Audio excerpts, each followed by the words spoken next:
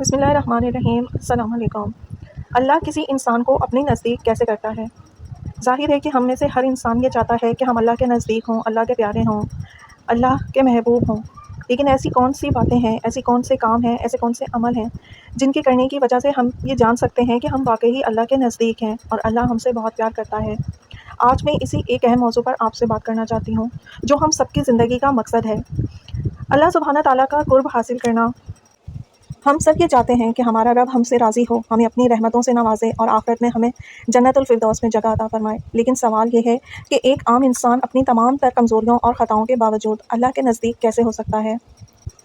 یاد رکھیں کہ اللہ تعالیٰ کسی خاص نسل، رنگ یا دولت کی بنیاد پر کسی کو اپنے نزدیک نہیں کرتا۔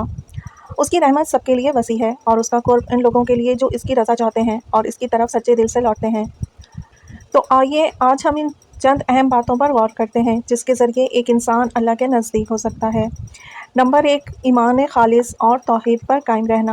اللہ کے قرب کا پہلا اور سب سے اہم زینہ خالص ایمان ہے۔ یہ یقین رکھنا کہ اللہ ایک ہے، اس کا کوئی شریک نہیں، وہ تمام کائنات کا خالق و مالک اور رازق ہے۔ اپنے دل کو شرک کی تمام علائشوں سے پاک کرنا اور صرف اسی کی عبادت کرنا اللہ کو سب سے زیادہ پسند ہے۔ نمبر 2، فرائض کی پابندی اور سنتوں کا اہتمام۔